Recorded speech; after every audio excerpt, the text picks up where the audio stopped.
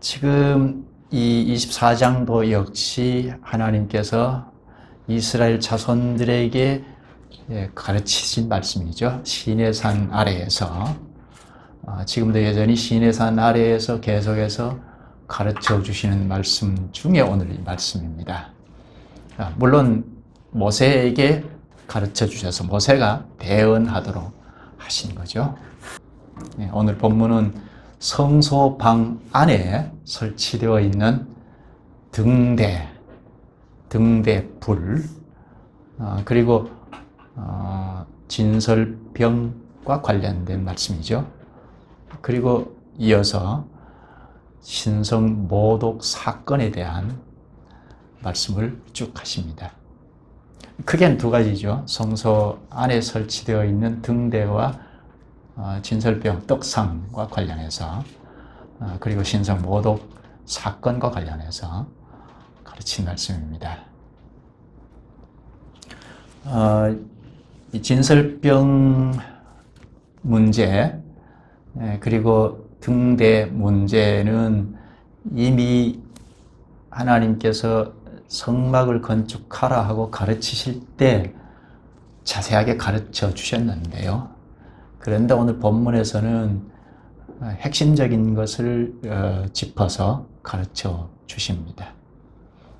등대불과 관련해서, 그리고 진설병, 진설떡과 관련해서 핵심적인 걸 가르쳐 주십니다. 그리고 신성 모독한 사건, 그것을 이어서 가르쳐 주십니다. 그런데 이걸 잘 보면 성소방 안에는 등대와 진설병 상만 있는 것이 아니잖아요. 또 하나 있죠. 분향단 있잖아요. 근데 분향단은 빼놓고 등대불과 진설병 두 개를 가르치거든요. 왜 그럴까? 그건 등대와 진설병 상과는 뗄 수 없는 관계이기 때문입니다. 무엇을 가르치고자 하시는 건가? 말씀을 들어야겠죠? 또 신성 모독한 사건과 관련해서 가르치는 것 같이 들어보십시다. 먼저는 등대 문제, 등대불. 2절부터 볼까요? 이스라엘 자손에게 명령하여 불을 켜기 위하여 감람을 찌어낸 순결한 기름을 내게로 가져오게 하여 계속해서 등잔불을 켜둘지며, 계속해서 등잔불을 켜두라. 이 등잔불을 꺼뜨리지 말라는 거죠. 기름은 여기 감람을 찌어낸 순결한 기름, 순결한 기름이라고 합니다. 이때 기름은 감람나무에서 짜낸 기름인데요. 보통 이스라엘 가정에서 쓰는 기름은 감람나무, 가지, 잎, 열매 다 같이 진익여서 짜낸 기름을 사용합니다. 그런데 성소방에서 사용하는 기름은 감람 열매만으로 짜낸 것을 사용합니다. 그래서 순수한 기름이라고 하는데요. 감람 열매만으로 짜낸 기름이어서 아주 최상의 기름이기에 순수한 기름이라고 하는데, 그러나 등대를 또 순금으로 만들었기 때문에 순결한 기름이라고 하기도 합니다. 그러니까 순결한 기름. 민수기 8장 2절에 보면 등불을 켤 때에는 7 등잔을 등잔대 앞으로 비추게 할지니라. 이렇게 감람 기름을 이렇게 채워 넣어서 등잔불을 켜는데, 켤 때는 바로 등잔대 앞으로 비추게 할지니라 했죠. 등잔대 앞에 뭐가 있죠? 등잔대 앞에 진설병 상이 있고 진설병이 진설이 되어 있잖아요. 떡이 쭉 진설이 되어 있죠. 그러니까 떡상을 향하여, 진설떡을 향하여 비추어라, 그렇게 하죠. 그럼 이 등대가 무엇일까? 그 다음 여기 떡상, 진설병을 보면서 생각할까요? 여기 진설병상, 떡상에 대해서는 5절에서 9절에서 말씀하시는데요. 5절을 보면 12개의 떡을 만들라, 구워라 하시죠. 요 떡을 항상 여호와 앞에 진설한다 합니다. 본문 잘 보면 6절하고 8절에 보면 여호와 앞이라는 말을 반복하거든요. 6절에 여호와 앞 순결한 상 위에 두 줄로 한 줄에 6씩 진설하고, 8절에도 여호와 앞에 항상 진설하라. 그러면 등대가 뭐죠? 등대 앞에 비춘다. 등대 앞에 진설병이 있잖아요. 그런데 등대 앞이라고 하지 않고 여호와 앞에 진설병이라고 하거든요. 그럼 등대는 여호와이죠. 예.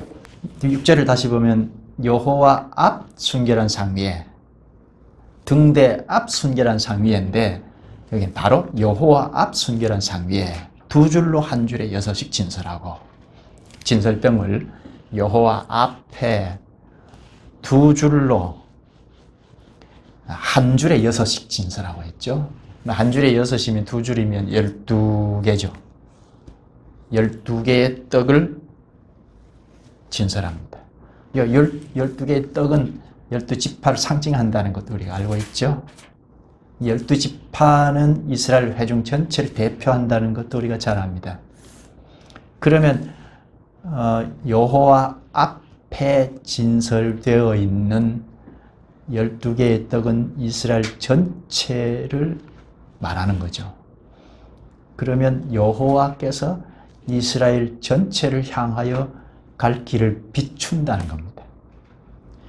당시 이스라엘 교회의 앞길을 여호와께서 쫙 비춰주시면서 인도하신다는 겁니다. 그러면 요 등대불은 여호와라는 거죠. 본문 8절을 볼까요? 안식일마다 이 떡을 여호와 앞에 항상 진설할지니 이는 이스라엘 자손을 위한 것이요 영원한 언약이니라. 안식일마다 이 떡을 여호와 앞에 항상 진설할지니, 안식일마다. 그러니까 여기 떡만 진설하는 건 아니죠. 우리가 출애굽기를 배우면서도 배웠는데 요 상위에는 떡도 진설하지만 포도주도 있다고 했죠. 요걸 안식일마다 교체를 하는데요. 교체된 떡과 포도주는 제사장이 먹습니다. 제사장은 이스라엘 회중들을 대표한 자잖아요. 이스라엘 교회를 대표해서 하나님 앞에 나가서 제사했잖아요. 그러니까 제사장이 떡과 포도주를 먹고 마신다는 것은 이스라엘 교회가 여호와 앞에서 떡과 포도주를 마시며 교제하고 잔치한다는 겁니다. 그걸 가리킵니다. 떡이 여호와 앞에 항상 있다. 요거는 여호와 앞에서 잔치하고 교제한다는 뜻입니다.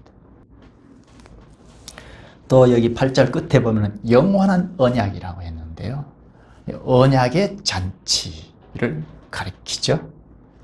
여호와 앞에서 늘 잔치하고 교제하는데 요거는 언약의 잔치라는 겁니다.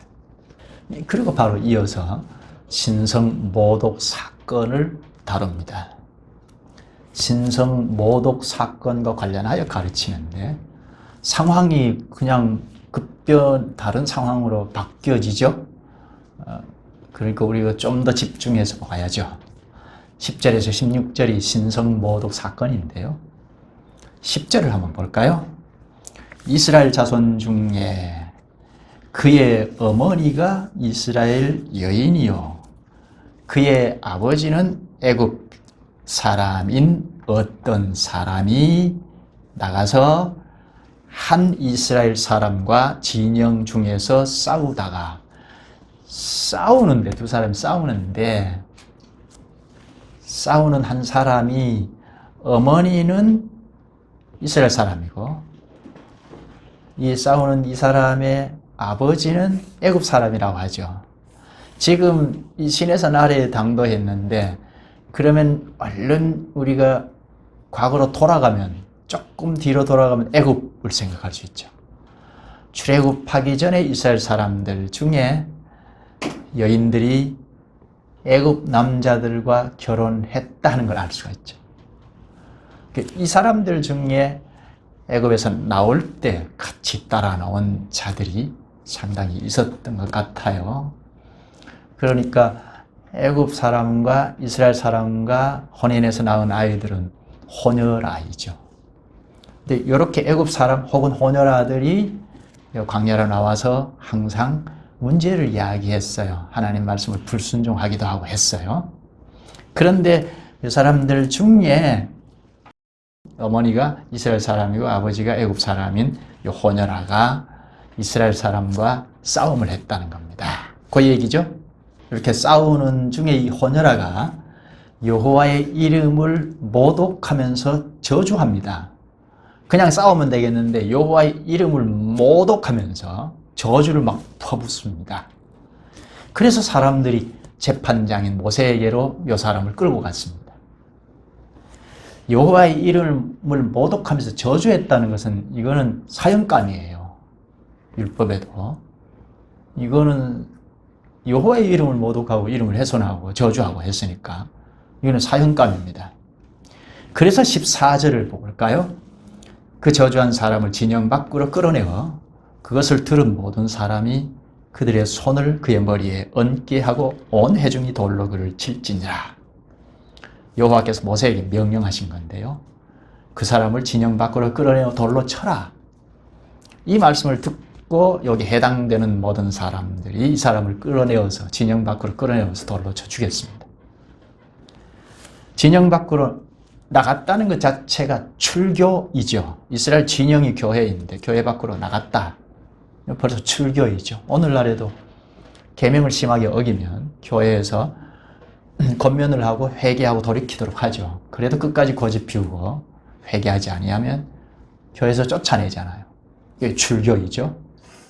이 권징이 우리나라 대부분이 사라져버려서 참 상당히 염려가 되는데, 하나님의 계명을 심하게 어긴 경우에는 이렇게 권징을 하잖아요. 성찬 정지를 했다가 회개하지 않으면 출교하죠. 쫓아냅니다. 그처럼 당시에 이렇게 진영 바깥으로 끌고 나간 자체가 출교인데요.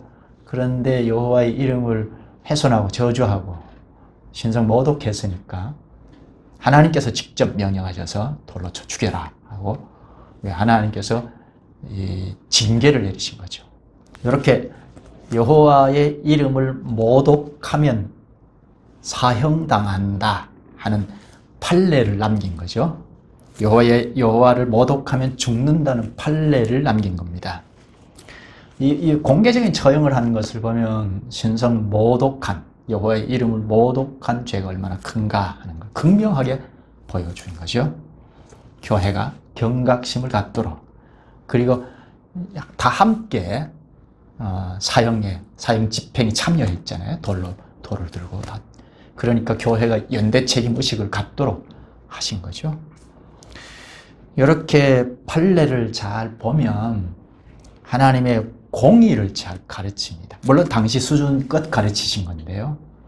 어린아이들을 대하여서 가르치듯이 하나님의 이름에 욕 돌리면 이렇게 징계한다 하는 것을 아주 잘 가르쳐 주는데요. 당시 수준에 맞춰서 하나님 공의롭다 하는 것을 가르쳐 주십니다. 그 다음 17절을 한번 볼까요? 만일 사람을 쳐 죽인 자는 반드시 죽일 것이요. 이게 뭐죠? 바로 앞에서는 여호와를 저주한 자를 돌로 쳐라 해서 실제로 죽였는데, 여기서는 사람을 쳐서 죽인 자는 반드시 죽일 것이요. 살인자는 처벌받는다, 죽는다는 거죠.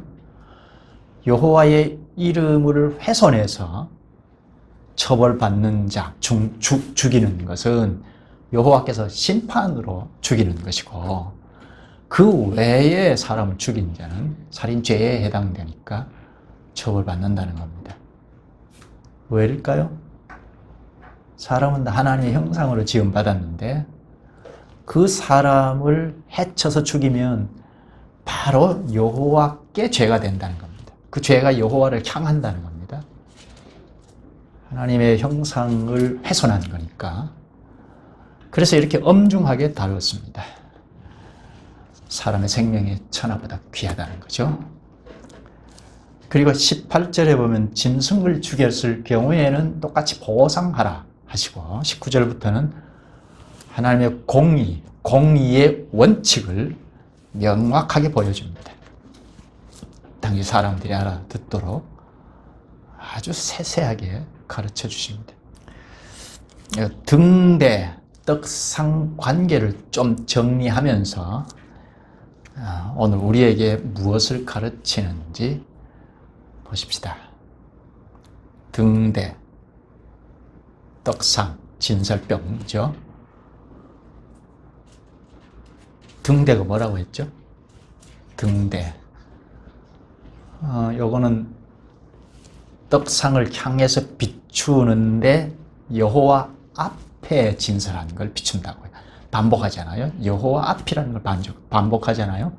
등대 앞인데 여호와 앞이라고 합니다. 그럼 등대는 여호와이다 하는 거죠. 떡상은 12지파를 대표하는 12개의 떡을 진설한다고 했죠. 12지파는 이스라엘 전체를 대표하는 자들이죠. 그러니까 12개 떡을 진설하는 것은 이스라엘 회중들을 여호와 앞에 있다는 거죠. 등대 앞에 있는 12개 떡은 여호와 앞에 있는 이스라엘 전체 회중이라는 말이죠. 그런데 요 등대가, 즉 여호와가 요 12덩이 떡을 향해서 비추니까 이스라엘 회중들을 향하여서 비춘다는 거죠. 이스라엘 교회의 갈 길을 환히 비추고 그리고 함께 인도해 가신다는 겁니다. 요게 축도에서 잘 나타나요. 구약 당시 축도의 원형이 어디에 있죠? 민수기 6장 24절에서 26절이죠. 15절부터 보면 여호와는 그의 얼굴을 내게 비추사 은혜 베푸시기를 원하며 여호와는 그 얼굴을 내게로 향하여 드사 평강 주시기를 원하노라. 여호와는 얼굴을 이스라엘 교회를 향해서 비춘다. 그래서 갈 길을 인도한다는 겁니다.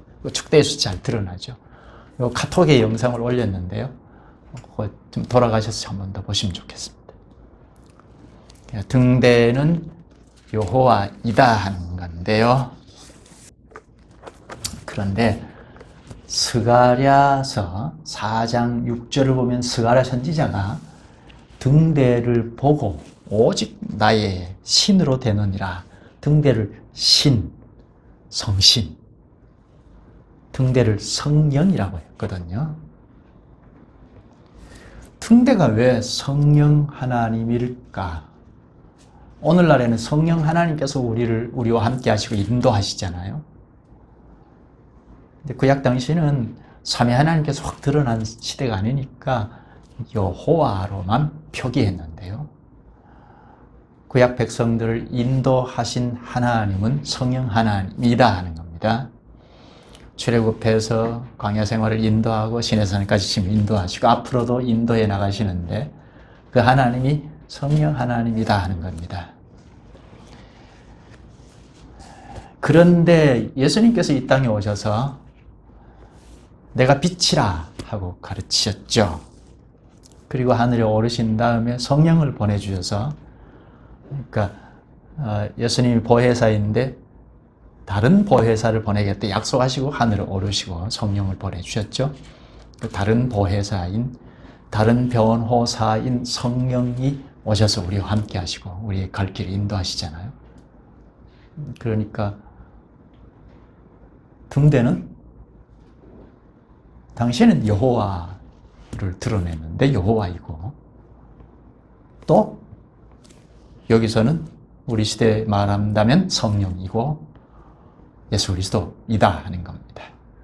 신약을 볼까요? 요한복음 8장 12절. 예수께서 또 말씀하여 이르시되 나는 세상의 빛이니 나를 따르는 자는 어둠에 다니지 아니하고 생명의 빛을 얻으리라. 예수님이 이 세상에 오셔서 세상의 빛이다 하셨습니다. 나를 따르는 자는, 그러니까 예수님을 따르는 자는 어둠에 방황하지 않게 하신다 하죠. 마치 구약의 등대가 이스라엘을 대표하는 12덩이 떡을 향하여 환히 비추는 것처럼 예수님께서 빛이라 하시면서 나를 따르는 자는 어둠에서 방황하지 않게 할 거라 하십니다. 예수님께서 예수님이 신을 보내주셨잖아요. 하늘에 오르시고 성신을 보내주셔서 우리와 함께 하시고 또 말씀을 가르치신 것을 깨닫게 하시죠. 성령께서는 예수님이 이 땅에 계실 때 성령, 다른 보혜사인 성령을 보낼 것이라 하고 그는 자의로, 그러니까 성령 스스로가 뭘 일하시는 게 아니고 내가 가르친 말씀을 생각나게 하고 깨닫게 하신다고 하셨잖아요. 그래서 성령이 우리에게 오셔서 예수 그리스도께서 가르치신 말씀을 자꾸 생각나고 깨닫게 하신다는 겁니다. 그렇게 해서 우리를 앞길을 비추시고 인도해 가신다는 겁니다. 그리스도께서 우리를 주장하시고 성령과 말씀으로 일깨우셔서 갈 길을 비추시고 인도하신다는 것은 우리가 잘 압니다. 그러니까 등대는 당신은 여호와를 드러냈으니까 여호와이고, 그런데 우리에게 말씀하시는 것은 등대는 성령 하나님이시다. 또 예수 그리스도께서 우리를 인도하시는 것과 같다. 삼위 하나님께서 인도하신다는 겁니다. 또 하나 요한복음 6장 35절에 예수께서 이르시되 나는 생명의 떡이니 내게 오는 자는 결코 줄이지 아니할 터요 나를 믿는 자는 영원히 목마르지 아니하리라. 예수님께서 생명의 떡이라고 하죠. 나는 생명의 떡이다. 이 오늘 본문에 레위기 24장 8절에 보면 안식일마다 이 떡을 여호와 앞에 항상 진설할지니 영원한 언약이니라 하죠.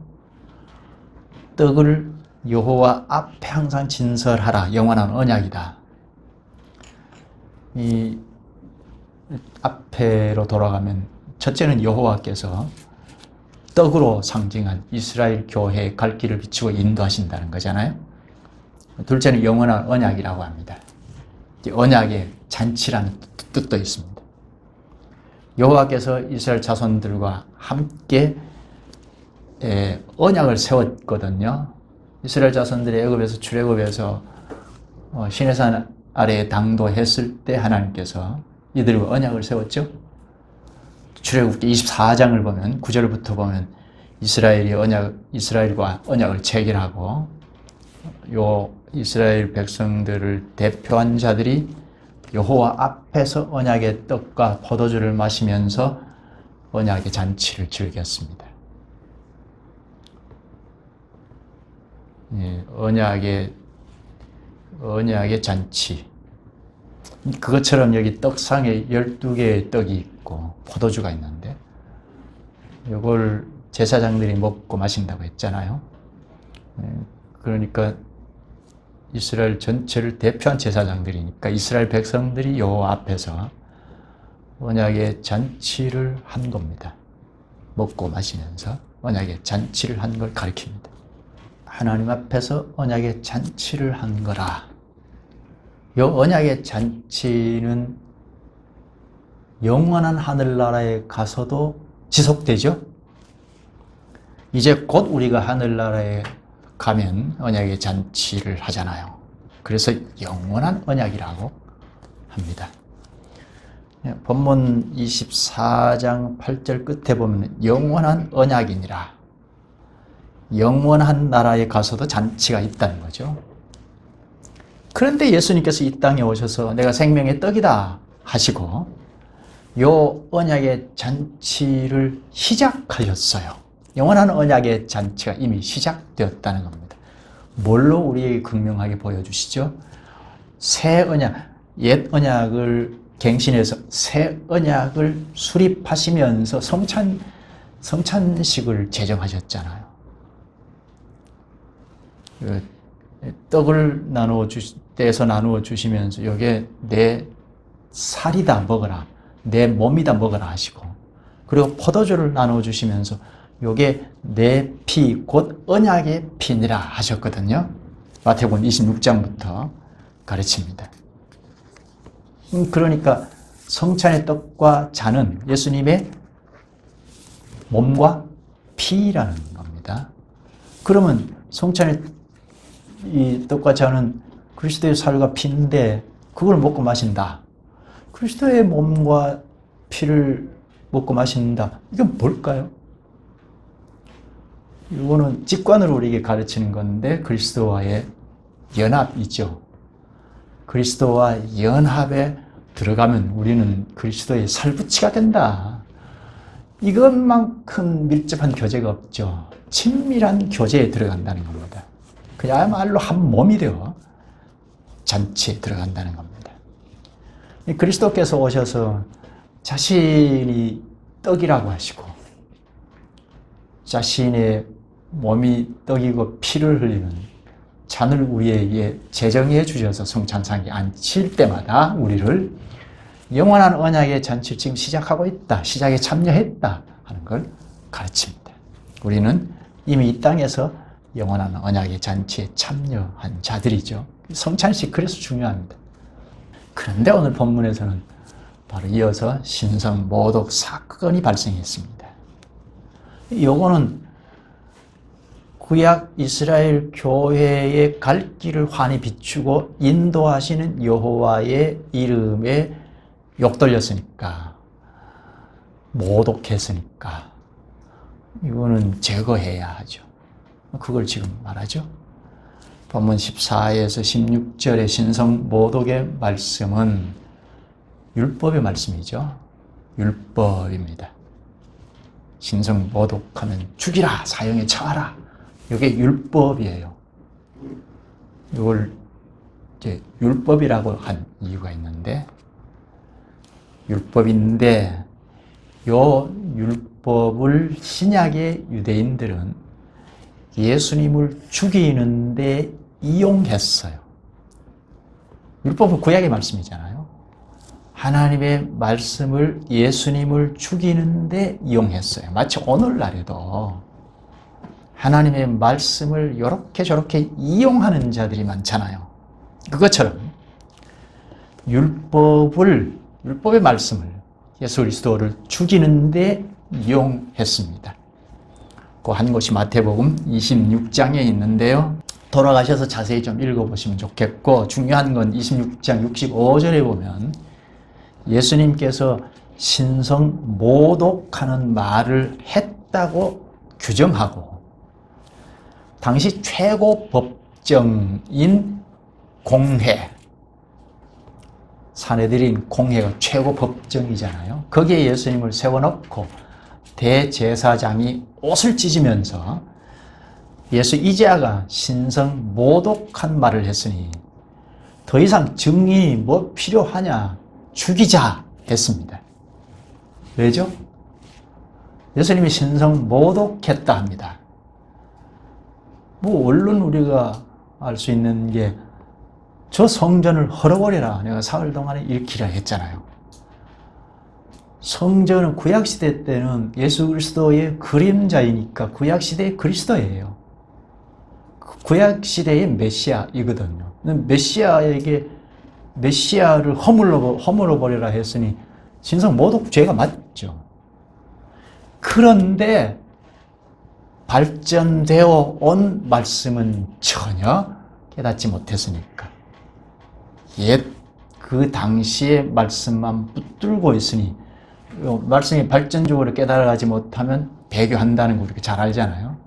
말씀을 끊임없이 중단하면 안 돼요. 계속 발전적으로 깨달아가야 하는데, 요 유대인들, 특히 유대 지도자들, 오늘로 말하면 목사들이죠. 요 지도자들이 예수를 잡아 죽이는데 앞장섰어요. 어떻게 죽인다고요?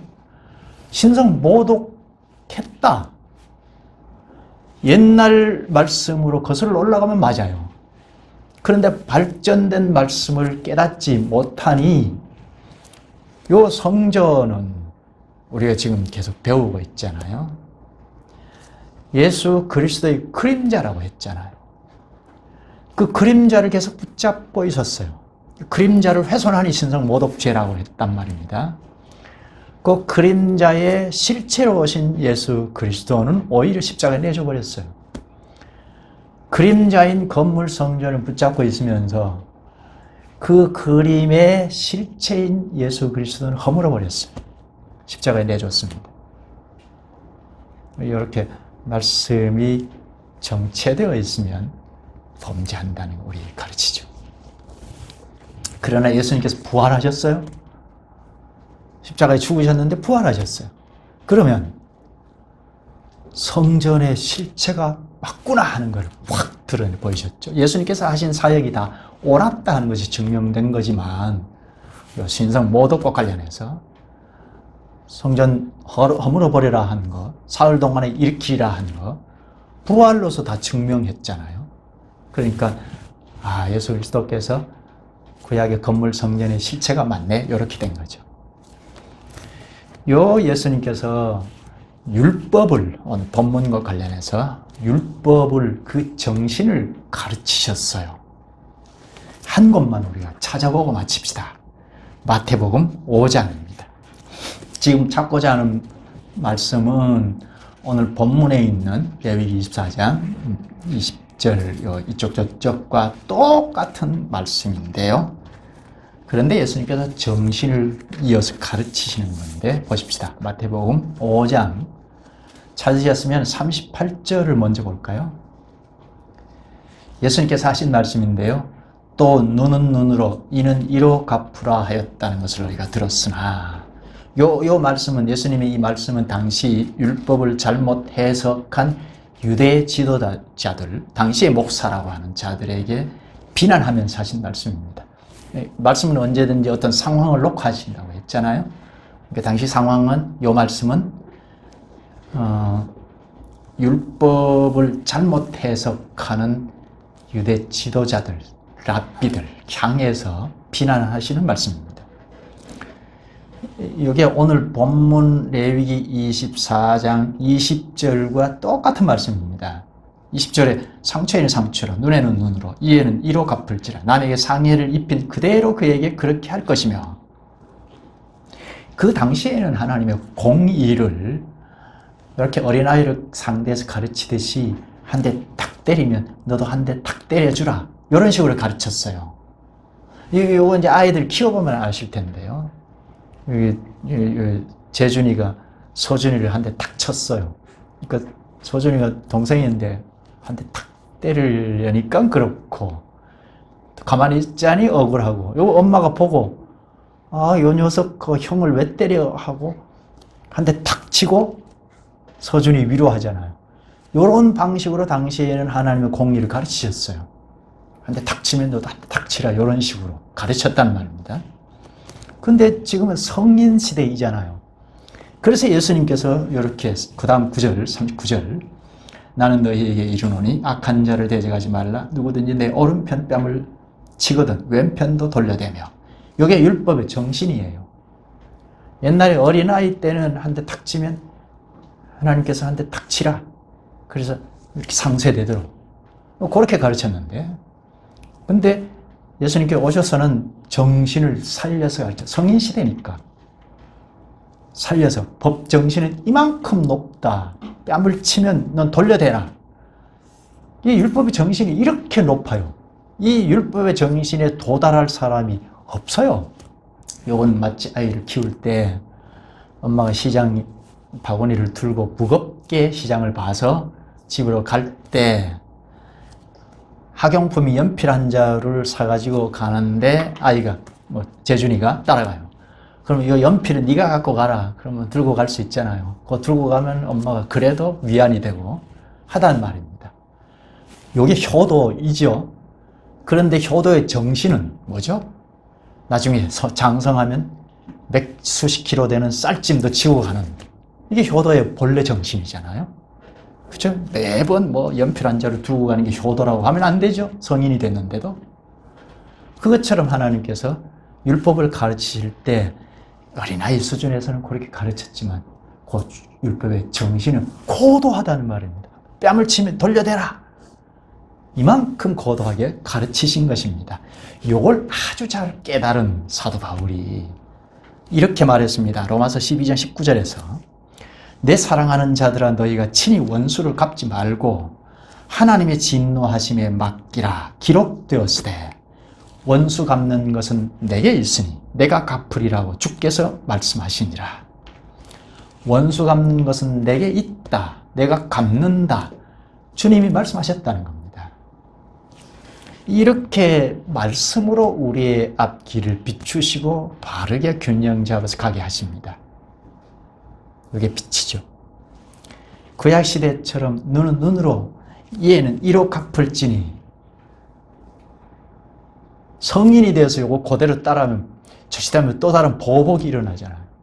다 자란 아이에 한 대 쳐라 너도 같이 싸워라 이러면 그렇게 하지도 않을 뿐더러 만약에 한다면 보복이죠. 또 다른 보복이죠. 그래서 주님이 내가 원수를 갚을 테니까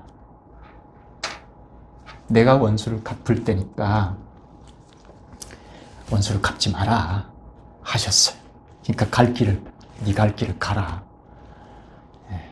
원수들은 주께서 그냥 두지 않겠다 하신 겁니다. 우리가 균형을 잡고 바르게 따르도록 마치 등대가 여호와인 것처럼 그래서 이스라엘 교회를 환히 비추시고 갈 길을 인도하시는 것처럼 그 빛의 실체가 되신 그리스도께서 말씀을 가르쳐 주시고 또 성령을 보내주셔서 그 말씀을 깨우치셔서 갈 길을 바르게 보고 따르게 하신 것입니다. 오늘 우리는 그리스도께서 성령과 말씀으로 우리의 갈 길을 비추시고 또 함께 인도해 가시는 것을 잘 압니다. 기도하실까요?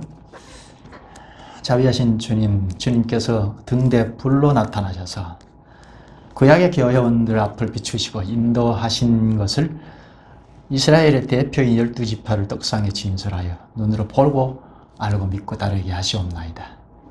이처럼 오늘 저희가 그리스도께서 인도하시는 것을 실감나게 알게 해주셔서 감사옵나이다. 우리 주님 그리스도께서 말씀을 가르쳐 주시고 또한 성령을 우리에게 주셔서 항상 깨닫게 하심으로 저희의 앞길을 밝히 비추시고 또한 함께 인도해 가시는 주님인 것을 저희가 더 명료하게 알고 의지하게 하시옵나이다. 한치 앞을 알 수 없는 저희는 다만 오늘 가르쳐 주신 말씀을 명확하게 숙지하여 저희의 앞길을 비추시고 인도하시는 주님을 확고히 의지하고 따르게 하시기를 원하옵나이다. 막연히 주님을 따른다면서 내 마음대로 행하고 결국 방황해버리는 어리석은 함정에 빠지지 않게 하여 주시기를 주님 구하옵나이다. 예수님 이름으로 기도하옵나이다. 아멘.